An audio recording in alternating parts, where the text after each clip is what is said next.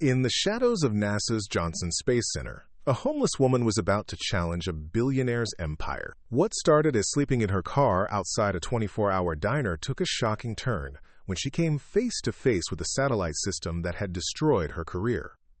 Dr. Elena Vasquez wasn't your typical vagrant. For 15 years, she had spent her life as NASA's most brilliant satellite engineer, known for her uncompromising commitment to astronaut safety and her ability to spot flaws that others missed. When she encountered Marcus Chen's arrogant challenge mocking 23 failed scientists, she had no idea she was walking into a battle that would expose corporate fraud and threaten powerful institutions. Elena accepted his million-dollar dare that would lead to a fight for truth, vindication, and the lives of astronauts depending on a fatally flawed system. What began as a desperate attempt to prevent disaster would become a story of redemption that proved expertise matters more than wealth. The space industry would never be the same after a homeless engineer with nothing left to lose showed the world that sometimes the most qualified person is the one society has cast aside. Before we jump back in, tell us where you're tuning in from, and if this story touches you, make sure you're subscribed, because tomorrow I've saved something extra special for you. The night Dr. Elena Vasquez discovered that 3 years of exile hadn't dulled her instincts, she was sleeping in her battered Honda Civic outside a 24-hour diner in southeast Houston, listening to talk radio through earbuds to drown out the traffic noise from Highway 45. What began as another sleepless night counting her dwindling cash would transform into the most important battle of her career. A fight not just for vindication, but for the lives of astronauts who had no idea they were flying on borrowed time. 3 years earlier, Elena had stood before NASA's senior leadership in a sterile conference room, her impeccable presentation spread across mahogany tables like a roadmap to disaster. Dr. Margaret Stone, then deputy administrator, had leaned back in her chair with practiced patience, while Elena outlined critical flaws in the Stellar 7 satellite system, power coupling instabilities that could cascade into total failure, leaving astronauts stranded without communication or navigation support. Dr. Vasquez, Stone had interrupted, her voice carrying the weight of political expedience. Stellar Dynamics has invested 18 months and $40 million in this design. Are you absolutely certain these theoretical vulnerabilities justify scrapping the entire project? Elena's response had been uncompromising. I won't sign off on a system that puts astronaut lives at risk for the sake of contractor relationships. The silence that followed felt like a death knell for her career. Within 6 months, Elena found herself subjected to a coordinated campaign of professional destruction. Psychological evaluations questioning her mental stability. Performance reviews that suddenly discovered flaws in 15 years of exemplary work. Colleagues who stopped returning her calls. The final blow came when Dr. Robert Hendricks, her mentor and the man who had hired her fresh from MIT, delivered her termination notice with eyes that couldn't meet hers. Elena, he had said quietly, sometimes the institution has to take precedence over individual concerns. I'm sorry. Now, 3 years later, Elena jolted awake as the radio host's voice cut through her restless dreams. Billionaire tech mogul Marcus Chen announced today that Stellar Dynamics will proceed with the launch of their revolutionary satellite constellation next month, despite what Chen calls minor technical setbacks that have stumped his engineering team. Elena's blood turned to ice as she recognized the corporate name. She fumbled for the volume, her heart hammering as the reporter continued. Chen dismissed concerns raised by what he termed failed government scientists, stating that private industry innovation would succeed where NASA bureaucracy had failed. The same system, the same flawed design she had rejected, they were actually going to launch it. Elena's hands shook as she pulled up NASA's website on her cracked phone screen, squinting at mission schedules in the dim streetlight. There it was, Artemis 7 crew rotation mission, dependent on Stellar 7 satellite constellation for communication and navigation. Captain Lisa Wong and her 2-person crew were scheduled to rely on Elena's rejected system for their safe return to Earth. She tried calling NASA's main number, knowing it was futile. I'm sorry, the automated system informed her, but due to high call volume, your estimated wait time is... Elena hung up. She tried the direct line to Dr. Hendricks' old office, now occupied by someone who had never heard of Dr. Elena Vasquez and wasn't interested in taking messages from homeless former employees. As dawn broke over Houston's sprawling industrial landscape, Elena sat in her car with $15 in her wallet and the terrible knowledge that she was possibly the only person who could prevent a disaster that would make the Columbia and Challenger tragedies look minor by comparison. The institutional doors that had once opened at her approach were now locked against her, her warnings dismissed as the delusions of a disgraced scientist. But Elena Vasquez hadn't survived 3 years on Houston streets by accepting defeat easily. If NASA wouldn't listen to her through official channels, she would find another way in. Elena's plan to infiltrate NASA Johnson Space Center began with 3 days of observation, watching security patterns and shift changes from the parking lot of a nearby Walmart. She identified her target, Building 30, Mission Control, where the Artemis 7 mission planning was taking place. More importantly, where the technical specifications for the Stellar 7 system would be accessible through the internal network. At 2:30 a.m. on a humid Tuesday night, Elena cut through a gap in the perimeter fence she'd spotted during her reconnaissance. Her heart pounded as she crossed the darkened complex. Memories of walking these same paths as NASA's rising star now twisted into desperate necessity. The building's side entrance, she knew, would be monitored but not necessarily locked. Maintenance staff needed access for emergency repairs. She was halfway to the maintenance terminal when footsteps echoed behind her. "Hey!" a male voice called out. "Stop right there!" Elena froze, her plan crumbling as she turned to face a security guard's flashlight. But instead of the uniform she expected, she saw a janitor's cart and a man in his 30s wearing a NASA custodial services jacket. His name tag read Jamie Torres. "Look," Elena said carefully, raising her hands. "I can explain." "You're not supposed to be here," Jamie interrupted, but his voice carried more curiosity than anger. "Building's been locked down since midnight. How did you even get in?" "I used to work here," Elena said, which was technically true. "I just needed to check something in the database. It's about astronaut safety." Jamie studied her more carefully, taking in her worn clothes and the desperate intensity in her eyes. "Used to work here. In what capacity?" "Satellite systems engineer, senior level." Elena straightened unconsciously, muscle memory of her former authority surfacing. "I worked on the navigation protocols for the Artemis program before." She stopped, unwilling to voice her disgrace. Something in her manner made Jamie hesitate. "What's your name?" "Elena Vasquez." Jamie's expression shifted to surprise. "Dr. Elena Vasquez? The one who designed the backup navigation algorithms for the ISS." Elena blinked, startled that anyone remembered her work. "You know about that?" "I was an engineering student at UH before," Jamie's voice caught. "Before my wife died and I had to drop out. I wrote my senior thesis on redundant safety systems. Your work was brilliant." Before Elena could respond, a young voice called out from behind Jamie, "Dad, what's taking so long?" A girl of about 12 appeared around the corner, backpack slung over her shoulder, and eyes bright with curiosity despite the late hour. "I finished my math homework in the break room. Can we go home now?" "Sophia," Jamie said, clearly torn between protectiveness and embarrassment, "I told you to wait in the—" "Is that a real NASA scientist?" Sophia interrupted, staring at Elena with unabashed fascination. "Are you working on the Mars mission? Or the Lunar Base project?" Elena felt something stir in her chest that she hadn't experienced in years. The simple joy of a young person's enthusiasm for science. "I used to work on satellite systems," she said gently. "What kind of math homework keeps you up this late?" "Orbital mechanics," Sophia replied matter-of-factly.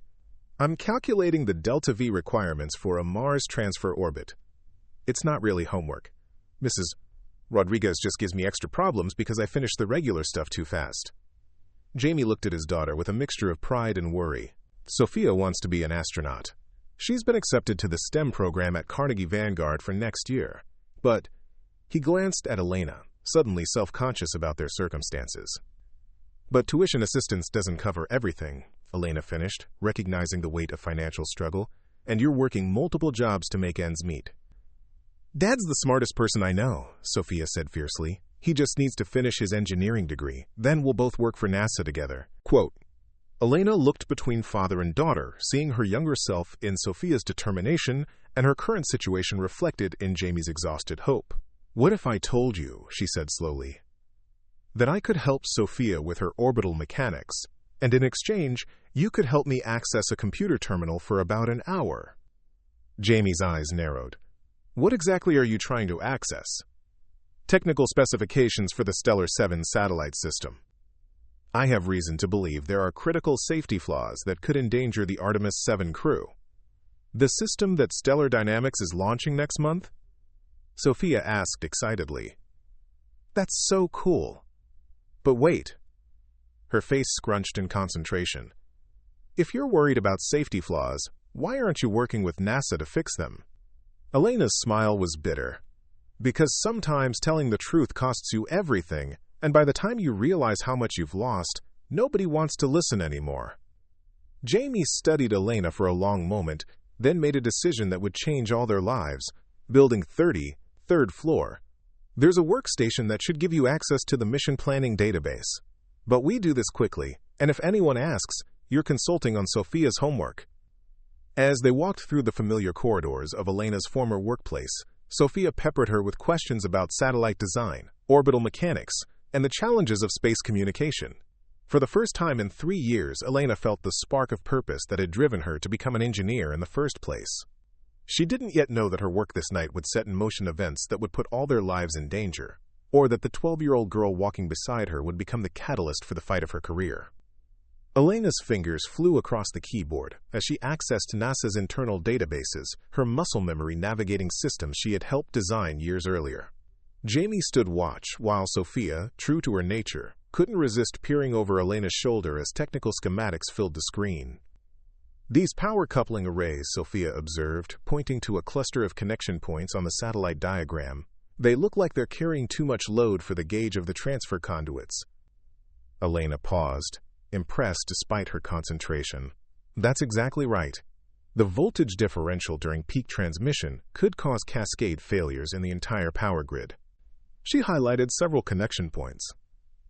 See these junction boxes? They're rated for normal operational loads, but during emergency communications, when astronauts need them most, the system could overload and shut down completely.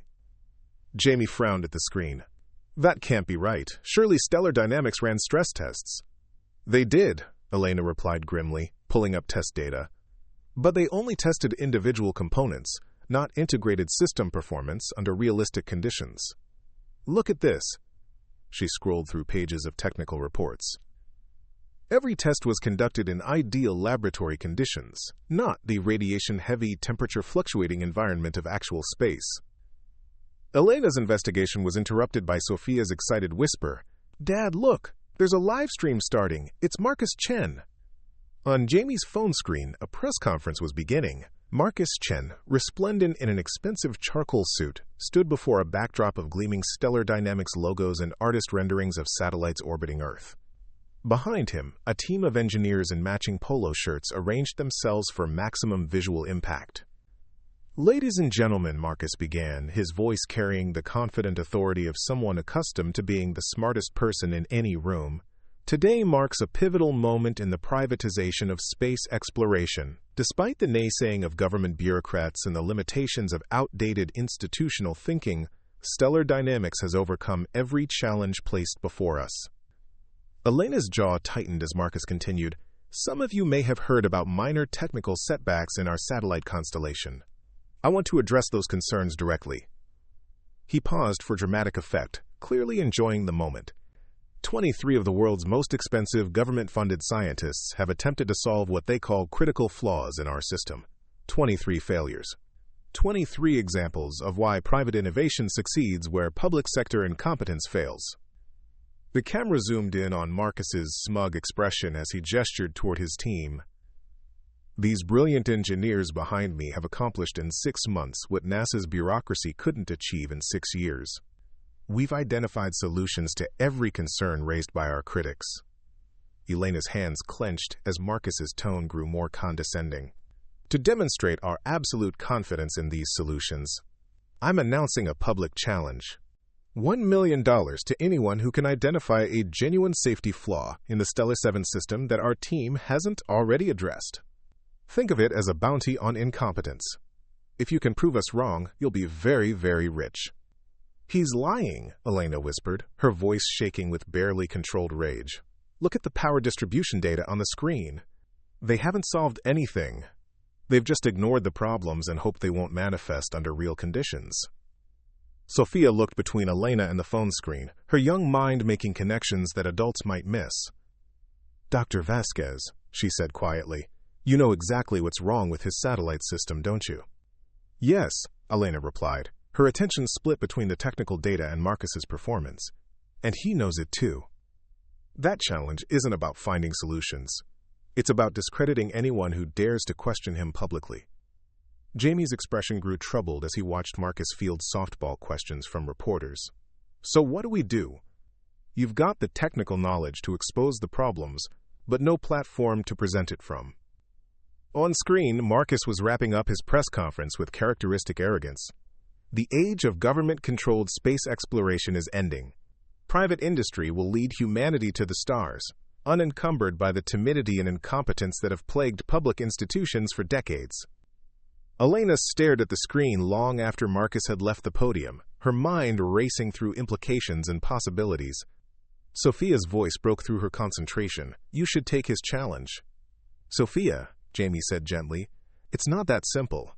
Dr. Vasquez would need credentials, institutional backing." "No," Elena interrupted, something crystallizing in her mind as she looked at the earnest faces of her new allies.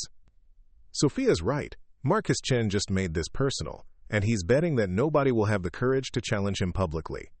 He's counting on his wealth and status to intimidate potential critics into silence." She turned back to the computer, downloading everything she could access about the Stellar 7 system. "He wants to mock failed scientists? Fine. Let's show him what a truly failed scientist can accomplish when she has nothing left to lose." Quote, as Elena worked to compile her evidence, none of them realized that their presence in the building had been noted by security cameras, or that by morning, word of Elena's infiltration would reach ears that had spent 3 years hoping never to hear her name again. The battle for the truth was about to begin, and Elena Vasquez was finally ready to fight back. Elena's makeshift command center in Jamie's modest apartment looked nothing like the sophisticated laboratories where she had once worked, but desperation bred innovation in ways comfort never could. Spread across the kitchen table were printouts of technical specifications, hand-drawn diagrams mapping power flow patterns, and Sophia's school notebooks filled with orbital calculations that would have impressed graduate students. What began as Elena's solitary quest for vindication had transformed into something she hadn't experienced in years: genuine collaboration with people who believed in her expertise rather than her credentials. "The thermal expansion coefficients here," Sophia said, pointing to a junction box specification with the precision of someone half her age, "they don't account for the temperature differential between sunlight and shadow. In a 12-hour orbital period, wouldn't that create stress fractures in the mounting hardware?" Elena smiled, remembering when she had possessed such unguarded enthusiasm for solving complex problems. "Exactly right. And when those fractures compromise the electrical connections, the satellite's emergency backup systems will fail just when astronauts need them most." She highlighted another section of the schematic.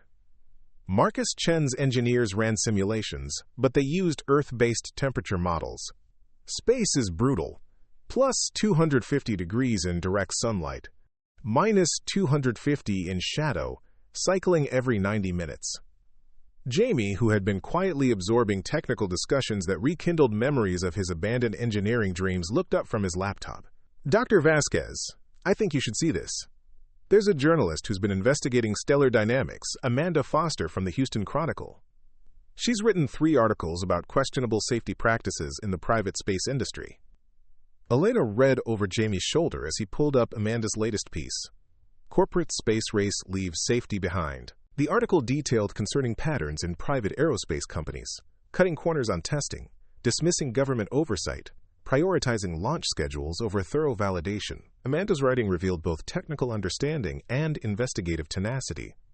"She might listen to you," Jamie suggested. "Her background is actually in aerospace engineering before she became a journalist. She'd understand the technical implications of what you found." Elena hesitated, 3 years of professional isolation making trust difficult. "And if she dismisses me like everyone else? If she writes a story about a disgraced former NASA engineer making wild accusations?" "Then we're no worse off than we are now," Sophia pointed out with the brutal honesty that only children possess. "But if she believes you, maybe other people will too." Before Elena could respond, her phone rang. The number was blocked, but something compelled her to answer. "Dr. Elena Vasquez," she said, falling back on professional formality. "Elena." The voice was familiar but aged, weighted with years of regret. "It's Robert Hendricks." Elena's breath caught. Her former mentor, the man who had hired her and then destroyed her career, was calling after 3 years of silence. "Dr. Hendricks, I'm surprised to hear from you." "I saw the security footage from Building 30, Hendricks said quietly. "Elena, what you're doing is dangerous. Marcus Chen has powerful allies, and NASA's relationship with Stellar Dynamics is worth hundreds of millions in contracts. So you're calling to warn me off?" Elena's voice carried 3 years of accumulated bitterness. "To protect your precious institutional relationships again?" "I'm calling because I've lived with the guilt of destroying your career for 3 years, Hendricks replied, his voice breaking slightly. "And because I've spent those same 3 years watching Marcus Chen cut corners and ignore safety protocols while NASA administrators look the other way." Elena exchanged glances with Jamie and Sophia, who were listening with undisguised fascination. "Are you saying you believe the Stellar 7 system is flawed?" "I'm saying I've seen the internal memos you were never supposed to see. Marcus has been pressuring NASA to fast-track approval for weeks. He's promised cost overruns will disappear if we expedite the certification process. Dr. Stone has been meeting with Stellar Dynamics executives in private, discussing, quote, mutually beneficial partnerships that have nothing to do with astronaut safety." Elena felt vindication and anger warring in her chest. "Then help me. Go public with what you know." Hendricks was quiet for a long moment. "Elena, I'm 73 years old. My legacy is tied to NASA's success. And admitting I was wrong about you means admitting I prioritize politics over science. That's not an easy confession for someone my age." "It's not supposed to be easy," Elena said firmly. "Doing the right thing never is. But 3 astronauts' lives depend on it." After Hendricks hung up with a promise to consider his options, Elena sat staring at her phone. Sophia broke the silence. "He wants to help, but he's scared." "Everyone's scared," Jamie observed. "The question is whether they're more afraid of doing the wrong thing or admitting they were wrong before." Elena made a decision that felt like stepping off a cliff. "Call Amanda Foster. Tell her Dr. Elena Vasquez has information about critical safety flaws in the Stellar 7 satellite system, and that I'm willing to go on the record with technical proof." As Jamie dialed, Elena realized that her exile was ending, not through redemption but through choice. She was choosing to fight back, regardless of the consequences.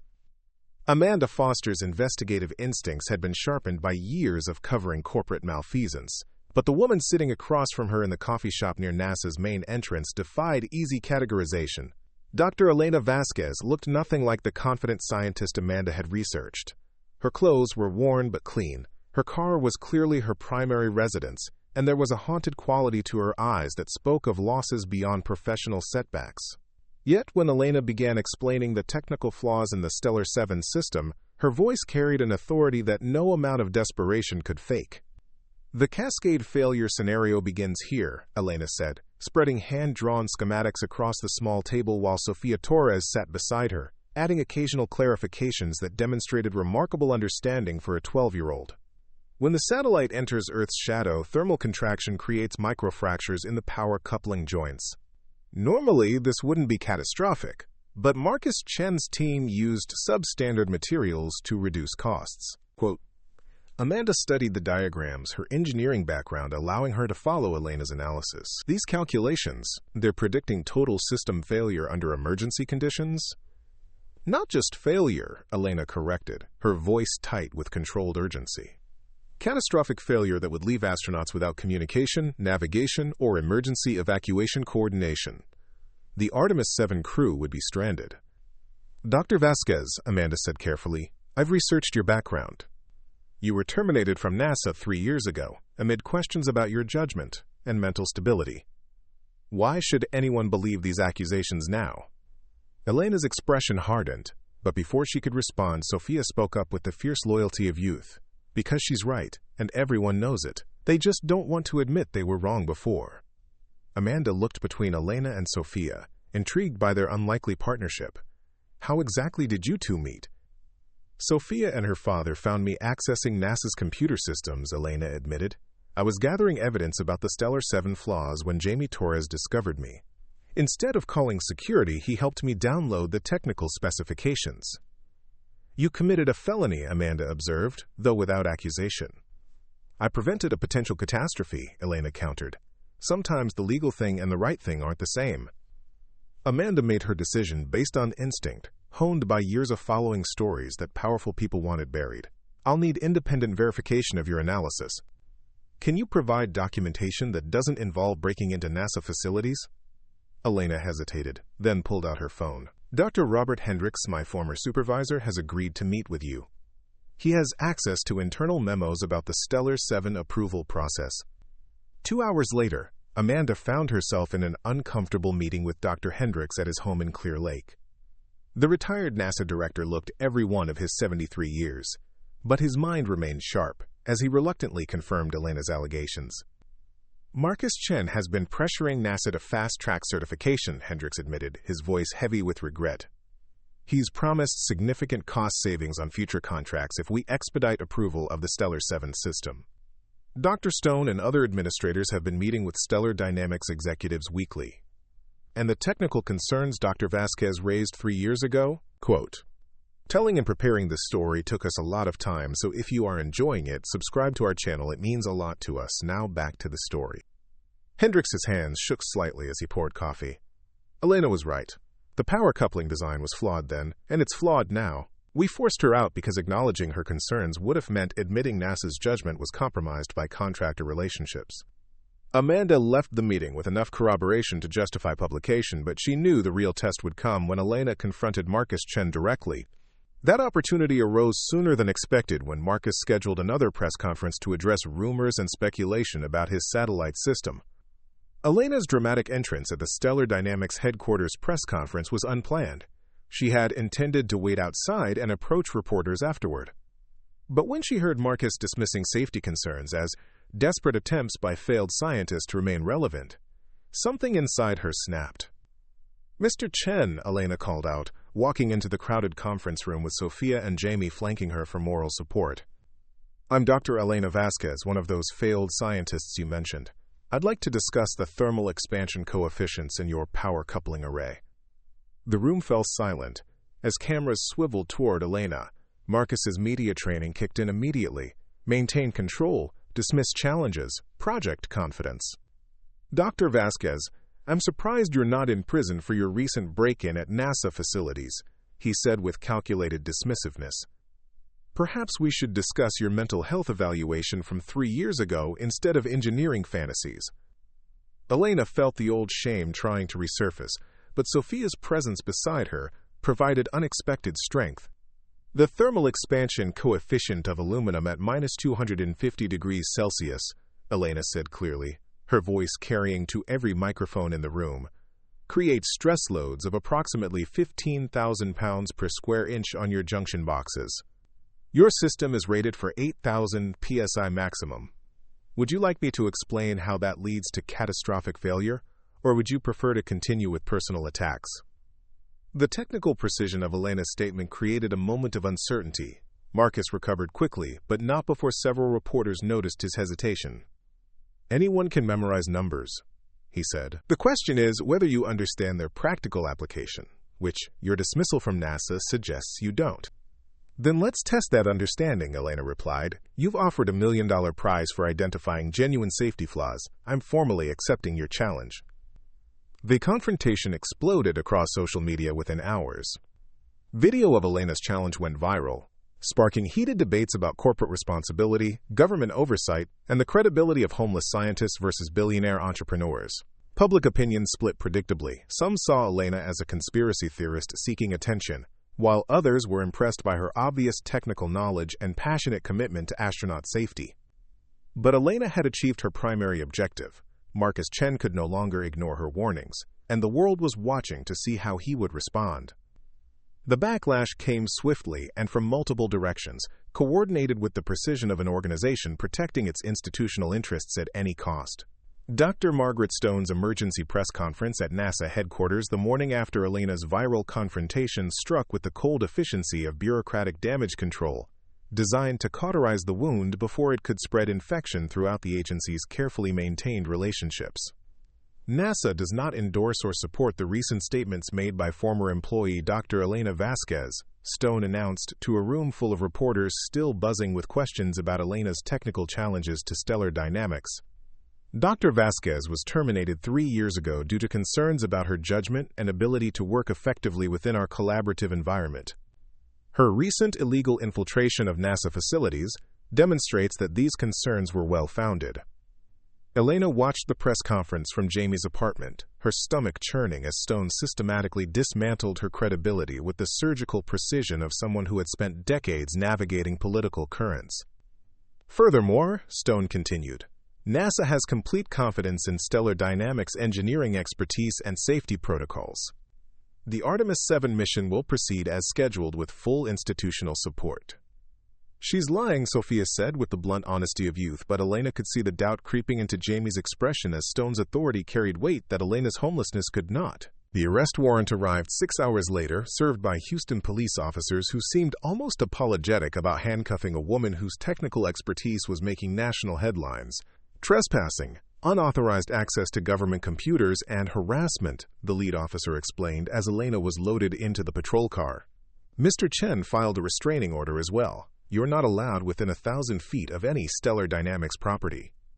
Harris County Jail was Elena's first experience with the criminal justice system, and the 8 hours she spent in a holding cell before Amanda Foster posted bail provided a stark education in institutional indifference. The women around her shared stories that echoed Elena's own experience, voices ignored by powerful institutions, expertise dismissed because it challenged comfortable assumptions, lives destroyed for the crime of inconveniencing people who preferred silence to truth. They'll try to break you, advised Maria Santos, a former bank auditor who had exposed mortgage fraud and found herself homeless when industry retaliation destroyed her career. Make you feel crazy, isolated, like you're the problem. Don't let them. Elena's release into Amanda Foster's custody came with conditions that felt designed to silence her. No contact with NASA personnel, no accessing government computer systems, no approaching stellar dynamics facilities. Marcus Chen's lawyers had effectively created a legal barrier around every resource Elena needed to prove her case. But Elena's arrest had an unintended consequence. It forced Dr. Robert Hendricks to confront the moral implications of his continued silence. That evening, Amanda Foster received a call that would change the trajectory of the entire controversy. "I'm ready to go on the record," Hendricks said without preamble. "Everything I told you privately, I'll say publicly. Elena was right 3 years ago, and she's right now." Hendricks's press conference the following morning carried the weight of institutional authority that Elena's homeless status could not provide. 3 years ago, I made the worst decision of my professional career, he admitted to assembled reporters, his voice steady despite the personal cost of the admission. I allowed political considerations to override scientific judgment, and I destroyed the career of one of NASA's most brilliant engineers to protect contractor relationships. Quote, Amanda's follow-up story, published that afternoon with the headline, "Former NASA Director Confirms Engineers' Safety Warnings," provided the institutional validation that Elena's technical expertise deserved. Hendricks' admission that Elena had been right about the Stellar 7 flaws 3 years earlier lent credibility to her current warnings about astronaut safety. The public response was immediate and polarized. Elena's supporters organized protests outside NASA headquarters, carrying signs reading "Listen to Science" and "Astronaut Safety First." Counter-protesters, many funded by organizations with ties to private aerospace companies, dismissed Elena as a, quote, disgruntled former employee seeking attention and financial gain. But the most significant response came from an unexpected source, Sophia Torres, whose letter to the editor appeared in the Houston Chronicle's Sunday edition. "Dr. Elena Vasquez is my hero," the 12-year-old wrote with heartbreaking clarity, "not because she's famous or rich, but because she's willing to lose everything to keep astronauts safe. When I become an astronaut, I want people like her designing the systems that will bring me home." Sophia's letter, accompanied by a photo of her working on orbital mechanics homework with Elena, humanized the controversy in ways that technical arguments could not. Public opinion began shifting as people saw past Elena's homeless status to recognize the courage required to fight institutional power with nothing but expertise and determination. Yet even as Elena gained supporters, the forces arrayed against her were mobilizing resources that would make her arrest seem gentle by comparison. Marcus Chen had not built a billion-dollar empire by accepting defeat gracefully, and Elena's growing credibility posed a threat that demanded escalation beyond legal harassment. The real battle was just beginning, and Elena was about to learn that powerful men with damaged egos were capable of tactics that made professional destruction seem merciful. Marcus Chen's formal acceptance of Elena's challenge arrived via certified mail, delivered to Jamie's apartment with the theatrical flourish of a billionaire who understood that public perception mattered as much as technical competence. The document, printed on expensive Stellar Dynamics letterhead, outlined conditions that seemed designed to showcase Marcus's advantages while highlighting Elena's limitations. She would have access to basic simulation software, but not the advanced modeling systems his team used, a week to present her solutions versus the months his engineers had spent, and most critically, she would have to demonstrate her fixes using only publicly available technical specifications. "He's rigging the game," Jamie observed as Elena read the terms aloud in his modest living room, which had become their unofficial headquarters. Sophia sat cross-legged on the floor, surrounded by printed satellite schematics, and her ever-present notebook filled with orbital calculations that continued to impress Elena with their precision. "Of course he is," Elena replied, but her voice carried determination rather than defeat. "Marcus Chen didn't become a billionaire by fighting fair, but he's made one crucial mistake. He assumes that expensive equipment makes better engineers. Sometimes the most elegant solutions come from understanding fundamental principles, not from throwing money at problems." Elena's makeshift laboratory bore no resemblance to the sophisticated facilities where Marcus's team of 23 engineers worked. Jamie's kitchen table served as her primary workstation, covered with hand-drawn circuit diagrams and thermal analysis charts. Sophia's school calculator replaced the supercomputers she had once used for complex modeling. Most of Elena's reference materials came from public databases and engineering textbooks checked out from the local library. Yet within 48 hours, Elena had identified solutions that Marcus's well-funded team had missed entirely. "Look at this," she said, showing Sophia a simple modification to the power coupling design. "Instead of fighting thermal expansion, we work with it. Replace the rigid aluminum joints with flexible titanium alloy connections that can absorb stress without fracturing."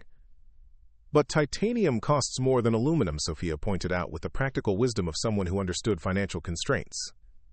"Only initially," Elena explained, her excitement building as the solution crystallized in her mind. "When you factor in replacement costs, mission delays, and potential catastrophic failures, titanium connections are actually cheaper in the long run." Marcus's team optimized for upfront costs instead of total life cycle expenses. David Kumar, watching Elena's work through Stellar Dynamics' internal networks thanks to security backdoors that Marcus didn't know existed, felt his conscience awakening as he recognized the elegance of Elena's approaches. Kumar had left NASA for Stellar Dynamics 3 years earlier, attracted by the significantly higher salary and Marcus's promises about revolutionizing space exploration. Now, seeing Elena solve problems that had stumped his entire team using basic principles and creative thinking, he began questioning everything about his career choices. Elena's breakthrough came at 3 a.m. on the 4th night, when exhaustion had quieted the noise of self-doubt that typically clouded her thinking. The solution was beautiful in its simplicity. Instead of trying to prevent thermal stress in the satellite's power systems, she designed a distribution network that automatically rerouted power around damaged components.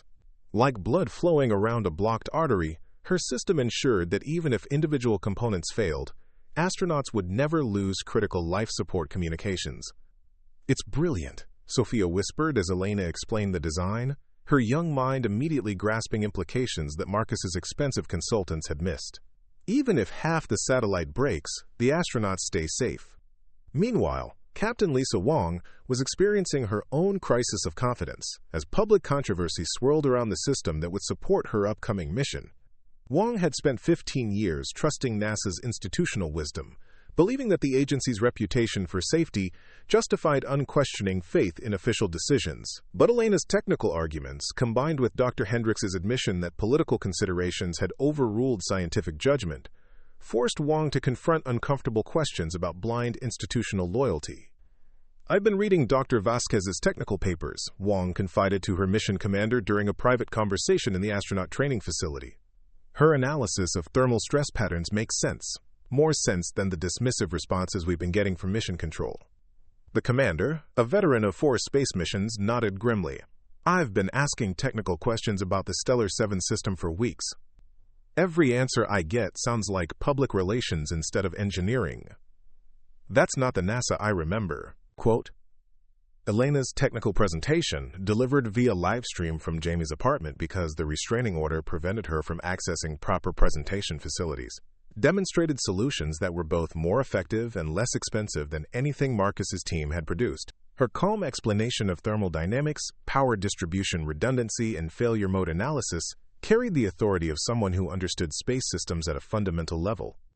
"The question isn't whether these modifications will work," Elena concluded, addressing the camera directly while Sophia operated the laptop and Jamie managed technical questions streaming in from viewers worldwide. "The question is whether we value astronaut safety more than corporate ego." Marcus Chen's response came within hours, delivered through his own professionally produced video that emphasized stellar dynamics resources and Elena's limitations. But underneath his polished presentation, careful observers could detect something Elena's supporters had been hoping for: the first signs of genuine worry from a man who had never encountered a problem that money couldn't solve. Marcus Chen's desperation manifested in tactics that would have been unthinkable when he believed Elena was merely a delusional former employee seeking attention. The morning after Elena's technical presentation gained international coverage and engineering experts began publicly supporting her solutions, Marcus's response escalated from legal harassment to direct intimidation that revealed the true character beneath his polished corporate facade. The first warning came when Jamie arrived at work to find his supervisor waiting with termination papers and security guards. "Budget cuts," the supervisor explained with obvious discomfort, unable to meet Jamie's eyes. "Position eliminated effective immediately." The timing, coming hours after Jamie had appeared in Elena's live stream, left no doubt about the real motivation behind his sudden unemployment. Sophia's school followed within days, with administrative claims that her advanced placement in the STEM program had been reconsidered due to irregularities in her application. The 12-year-old girl who had been calculating orbital mechanics since age 10 was suddenly deemed unprepared for advanced coursework by administrators who had never questioned her abilities before. "They're coming after us because we're helping you," Jamie said quietly as they gathered in his apartment that evening, the weight of lost income and shattered dreams evident in his voice. "Maybe you should consider Marcus's offer to settle this privately." Elena felt the familiar guilt that had haunted her since her NASA termination. The knowledge that her principles came at a cost not just to herself, but to innocent people who had chosen to support her. "I never wanted to drag you into this," she said, watching Sophia pretend to study homework while clearly listening to every word. "You've both sacrificed enough already." "Dr. Vasquez," Sophia interrupted with the fierce clarity that had first impressed Elena, "do you remember what you told me about the Columbia crew? How they died because people were more worried about shuttle schedules than heat shield damage." Elena nodded, remembering the painful lesson that had shaped her entire approach to aerospace safety. "Well," Sophia continued, "if we give up now because Marcus Chen is being mean to us, then astronauts might die because we were more worried about our problems than theirs. That would make us just as bad as the people who didn't listen to you before." The wisdom of a 12-year-old child cut through Elena's guilt and uncertainty with devastating clarity. Sophia was right. Surrendering to Marcus's intimidation would validate every compromise that had led to aerospace disasters throughout history. Elena's resolve was strengthened further when Carlos Mendoza, a veteran mission control operator with 30 years of NASA experience, made contact through Amanda Foster's secure communication channels. "Dr. Vasquez," Mendoza's message read, "there are people inside NASA who remember when scientific integrity mattered more than contractor relationships. We can't support you publicly without losing our jobs, but we can provide access to technical data that might help your case." Mendoza's covert assistance came at considerable personal risk, but his decades of experience had taught him to recognize genuine expertise regardless of institutional politics. "Elena Vasquez was the best satellite engineer I ever worked with," he confided to Amanda Foster during a clandestine meeting in a Clear Lake coffee shop. Firing her was like cutting off our own engineering brain. Now Marcus Chen is about to launch a system that could get astronauts killed, and our administrators are more worried about contract revenues than crew safety. Elena's growing network of covert supporters within NASA provided technical validation that her solutions weren't just theoretically sound, but practically superior to anything Stellar Dynamics had produced. Engineers who couldn't speak publicly began sharing her technical presentations through internal channels, creating underground momentum that NASA administrators couldn't completely suppress.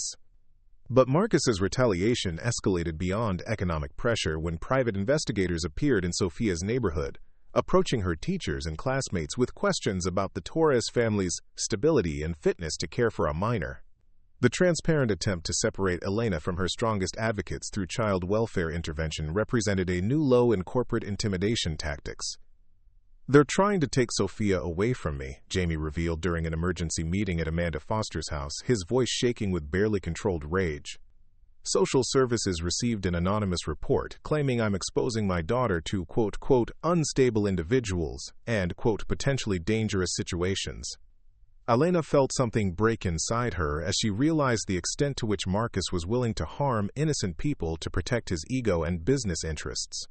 The man who claimed to be advancing human space exploration was attacking a child whose only crime was believing in scientific truth. "I won't let them hurt Sophia," Elena said with quiet determination that surprised everyone, including herself. "If Marcus Chen wants to destroy me, fine. But threatening a 12-year-old girl who dreams of becoming an astronaut? That crosses every line." Amanda Foster, who had covered corporate malfeasance for 15 years, recognized that Marcus's escalation had provided Elena with something more powerful than technical expertise, moral authority that no amount of money could purchase or destroy.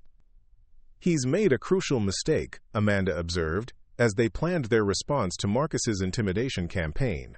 "He's shown the world exactly what kind of man we're dealing with. People might question a homeless engineer's technical competence, but they understand protecting children from bullies." Quote, "The battle was no longer just about satellite safety or engineering excellence. It had become a fundamental test of whether truth and courage could survive when confronted by unlimited resources wielded without conscience." The countdown to the Artemis 7 launch had reached its final week when Dr. Margaret Stone found herself facing the kind of decision that defines careers and reveals character. A moment when institutional politics collided with fundamental questions of human safety, forcing her to choose between the administrative comfort she had spent decades cultivating and the scientific integrity she had slowly compromised away.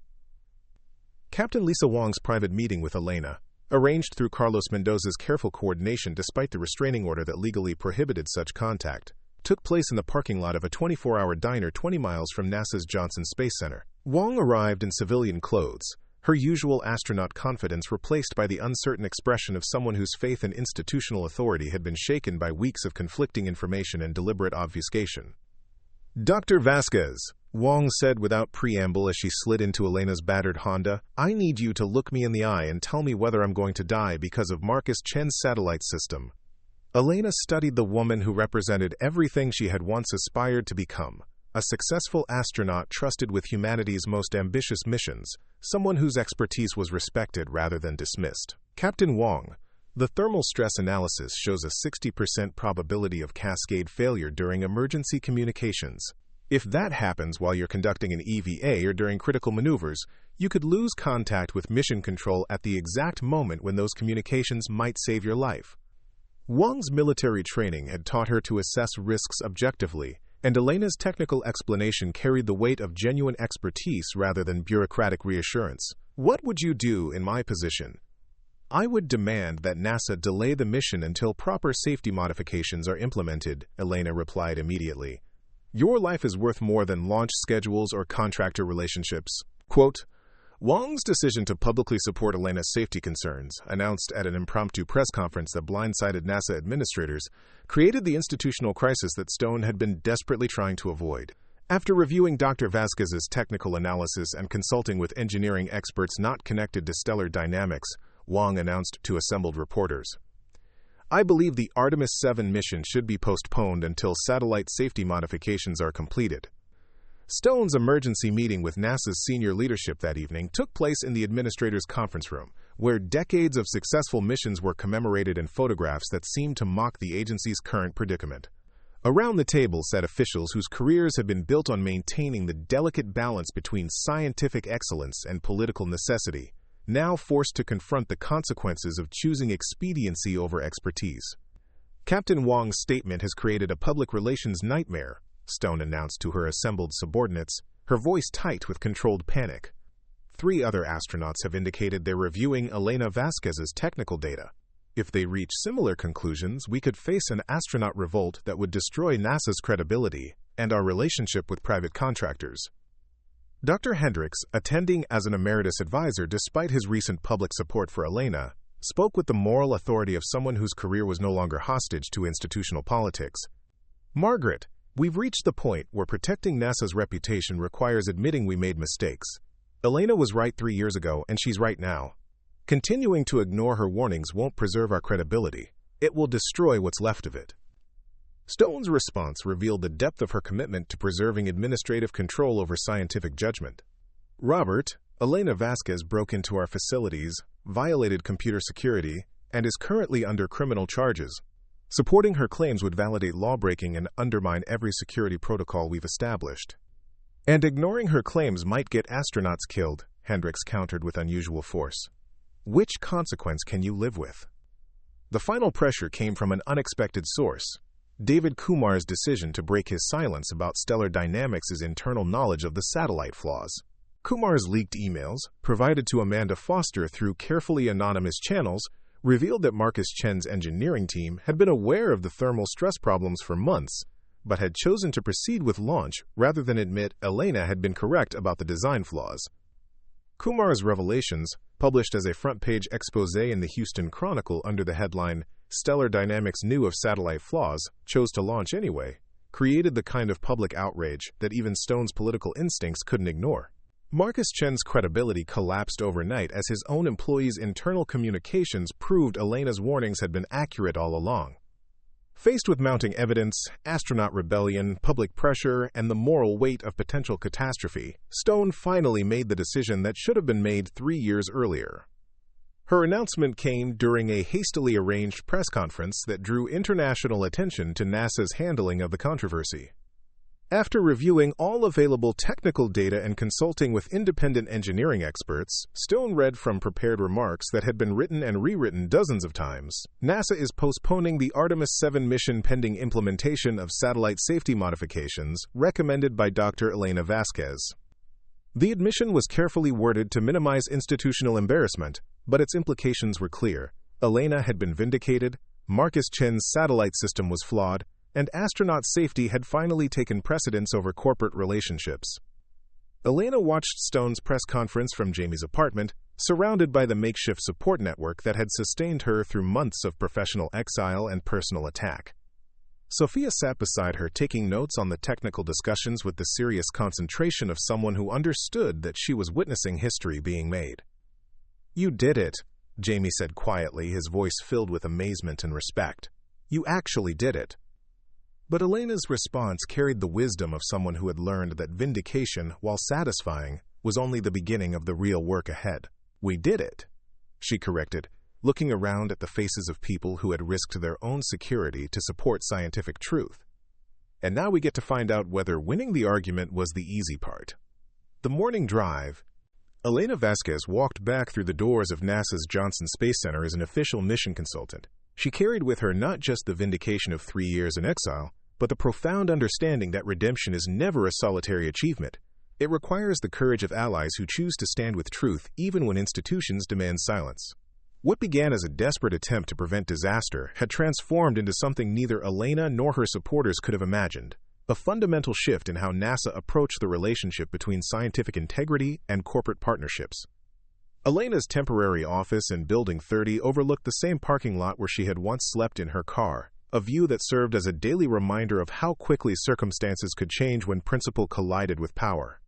The room was modest, a desk, 2 chairs, and a computer terminal that provided access to the technical systems she had been barred from for 3 years. But to Elena, it represented something more valuable than any executive suite, the opportunity to do the work she had trained her entire life to perform. Carlos Mendoza knocked on her doorframe with the easy familiarity of someone who had spent decades navigating NASA's bureaucratic complexities. Dr. Vasquez, we've got the final satellite modifications uploaded to the simulation system. Ready to run through the thermal stress scenarios one more time? Elena smiled, still adjusting to being addressed by her professional title rather than treated as a security threat. Let's make sure we get this right, Carlos. I've been wrong about enough things in my life. I don't want astronaut safety to be one of them. The week leading up to the revised Artemis 7 launch had been a whirlwind of technical integration, media attention, and personal recalibration that left Elena feeling simultaneously exhausted and energized. Marcus Chen's satellite system, now incorporating Elena's safety modifications, had undergone the kind of rigorous testing that should have been completed before the original launch date. The titanium alloy power couplings Elena had designed from Jamie's kitchen table had proven not only more reliable than the original aluminum joints, but also more cost-effective over the satellite's projected lifespan. Marcus Chen himself had become a cautionary tale about the dangers of hubris in high-stakes engineering. The leaked emails exposing his knowledge of the satellite flaws had triggered federal investigations into Stellar Dynamics' safety practices, while shareholders filed lawsuits alleging deliberate deception about technical risks. His public humiliation was complete when Elena's solutions, implemented by NASA's own engineers, solved problems that his team of expensive consultants had dismissed as unsolvable. "Karma's a harsh teacher," Amanda Foster observed during one of her interviews with Elena for the book she was writing about the satellite controversy. Marcus built his entire brand on dismissing government expertise. But it was a homeless former government scientist who saved his company from catastrophic failure. Elena's relationship with the media remained complicated. She appreciated Amanda's support and fair coverage, but felt uncomfortable with attempts to portray her as a heroic figure. "I wasn't trying to be a hero," she insisted during their conversation. "I was trying to prevent astronauts from dying because of preventable technical failures. That's not heroism. That's just basic professional responsibility." The real transformation had occurred in Elena's personal life, where the makeshift family she had formed with Jamie and Sofia Torres had evolved into something neither temporary nor artificial. Jamie's reinstatement at NASA, with a promotion to the engineering support staff that recognized his contributions to Elena's technical work, provided financial stability that allowed Sofia to return to her advanced STEM program. But more importantly, it gave Jamie the opportunity to complete his interrupted engineering degree through NASA's employee education program. "I never imagined I'd get a second chance to finish my studies," Jamie confided to Elena as they worked together in the Mission Control Center, preparing for the launch. "After Maria died and I had to drop out, I thought that dream was over forever." "Second chances are funny things," Elena replied, watching technicians run final systems checks on equipment that incorporated her safety modifications. "Sometimes they come disguised as disasters that force us to rebuild everything from scratch." Sofia's presence in Mission Control during the launch was unofficial but universally welcomed by engineers who had come to appreciate her technical insights and infectious enthusiasm. At 13 now, her understanding of orbital mechanics and satellite systems rivaled that of many graduate students, while her ability to explain complex concepts in simple terms had made her a favorite among the education outreach staff. "Dr. Vasquez," Sofia said as they watched the countdown clock approach T-minus 10 minutes, "do you think the astronauts know that you're the reason they're going to come home safely?" Elena considered the question seriously, watching Captain Lisa Wong and her crew perform final equipment checks in their Dragon capsule. "I think they know that a lot of people worked very hard to make sure their mission succeeds. That's what matters. Not who gets credit, but that the work gets done right."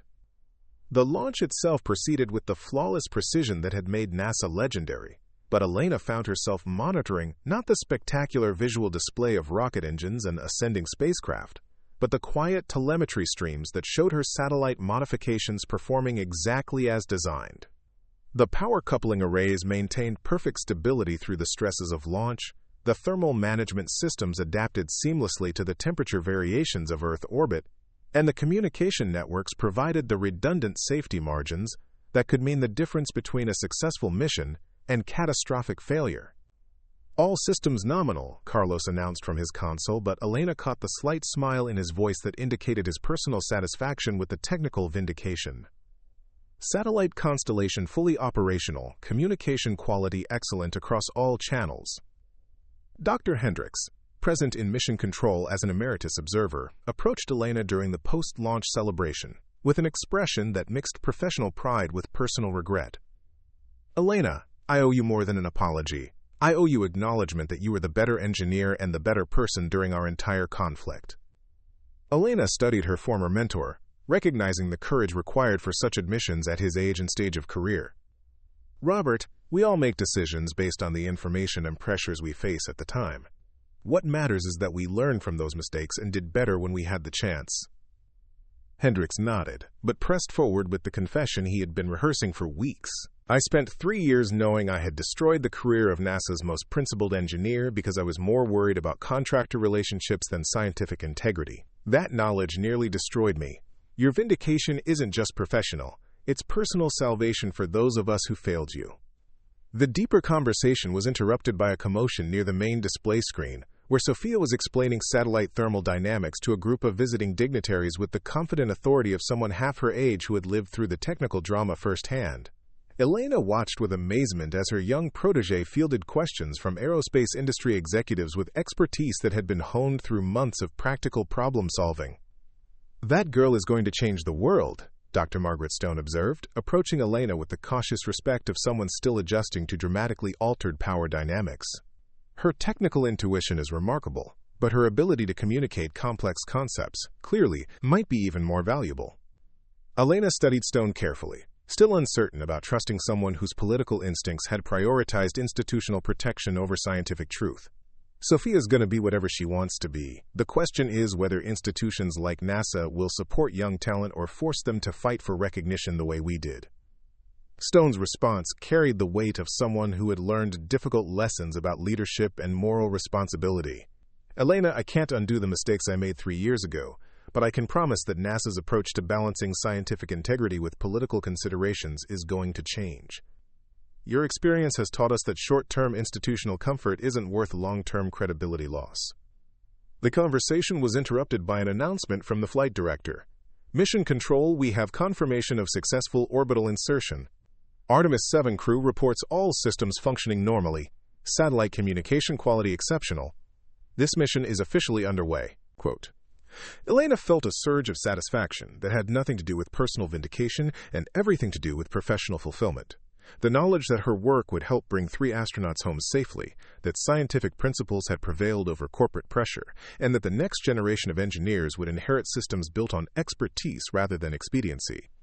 Amanda Foster found Elena later that evening in her temporary office, where she was reviewing mission data and preparing technical reports that would help NASA refine satellite safety protocols for future missions. The journalist had covered enough corporate scandals to recognize the rarity of stories where truth actually triumphed over power and money. "So what happens next?" Amanda asked, settling into the visitor's chair with the easy familiarity of someone who had shared the entire journey from disgrace to redemption. "I've heard rumors about job offers from SpaceX, Blue Origin, and 3 different international space agencies." Elena leaned back in her chair, contemplating a future that suddenly offered choices she hadn't possessed in years. "The offers are flattering, but I think I'd like to stay here for a while. NASA needs people who remember that institutional loyalty should never override scientific integrity, and I'd like to help rebuild that culture." "And personally?" Amanda pressed gently. "What about your new family situation?" Elena's smile carried the warmth of someone who had discovered that professional success meant little without personal connections to give it meaning. "Jamie's enrolled in the engineering degree program, Sophia's planning her path to becoming an astronaut, and I'm learning what it means to build a life with people who chose to stand with me when I had nothing to offer but principles and problems." Their conversation was interrupted by Sophia's arrival, still bubbling with excitement from her impromptu technical presentations to aerospace industry leaders. "Dr. Vasquez, did you know that 3 different companies want to interview me for summer internship programs? I'm 13. "I know exactly why they want to interview you," Elena replied, pulling Sophia into a spontaneous hug that surprised them both with its naturalness. "The question is whether you want to spend your summer working for someone else's company or helping me design better satellite systems for NASA." Sophia's response was immediate and emphatic. "NASA, definitely NASA. We still have work to do here." As the 3 of them walked through the corridors of Johnson Space Center toward the parking lot where Elena had once slept in her car, Elena reflected on the strange journey that had brought them together. She had started this fight to prevent a potential disaster, driven by technical expertise and professional responsibility. But somewhere along the way, the mission had evolved into something more fundamental, a demonstration that integrity, expertise, and courage could still triumph over wealth, influence, and institutional inertia. The story would end not with Elena's vindication, though that had certainly occurred, but with her integration into a new kind of family, one chosen rather than inherited, bound together by shared values rather than shared genetics, and committed to supporting each other's dreams while serving something larger than individual ambition. Jamie's suggestion that they stop for dinner at the same diner where Elena had once counted her last $15 felt perfectly appropriate, a way of honoring how far they had traveled while remembering where the journey began. As they settled into a booth with menus they could now afford to order from without counting dollars, Sophia pulled out her ever-present notebook and began sketching improvements to the satellite design they had just successfully launched. "You know," Elena said, watching Sophia work with the same focused intensity she had once brought to her own engineering challenges, "I think this might be the beginning of something much bigger than just fixing one satellite system." Sophia looked up with the brilliant smile of someone who understood that the best adventures were just getting started. "I was hoping you'd say that. I've got some ideas about Mars communication networks that I think you're going to find very interesting." Elena laughed, recognizing in Sophia's enthusiasm the same passion for exploration and discovery that had driven her own career, but tempered now with the wisdom that came from understanding how technical excellence could serve human values. The little girl who had helped her solve satellite problems in a cramped apartment was growing into the kind of engineer NASA needed. Someone who would never forget that the ultimate purpose of space exploration was not corporate profit or institutional prestige, but the expansion of human knowledge and capability. The future stretched ahead of them with possibilities that none of them could have imagined during those desperate early days when Elena had been sleeping in her car and counting her last dollars. But perhaps that was the most important lesson of their entire journey. That sometimes the greatest opportunities arise from the moments when everything seems lost, when choosing principle over comfort forces us to discover resources we never knew we possessed. As they drove home through Houston's sprawling suburbs toward the modest house they now shared, Elena realized that her definition of success had fundamentally changed. Professional vindication was satisfying, but building a family with people who had chosen to stand with her through the worst of times, that was the gift she had never expected to receive. The satellite she had helped design was circling overhead, keeping astronauts safe and proving that expertise mattered more than politics. Sophia was planning her path to the stars with the confidence of someone who had learned that determination could overcome any obstacle. Janie was pursuing dreams that had been deferred but not destroyed. And Elena herself had found something she had lost years ago, a sense of purpose that went beyond professional achievement to encompass the satisfaction of nurturing the next generation of explorers. Sometimes the greatest gifts, Elena reflected as they pulled into their driveway, come from those who seem to have nothing left to give. But that wasn't quite right. The greatest gifts come from those who discover that even when everything external has been stripped away, there remain internal resources, integrity, knowledge, courage, and love, that no amount of institutional pressure or corporate retaliation can destroy. The satellite redemption was complete, but the human redemption was just beginning. Up next, we have 2 more incredible stories that are waiting for you.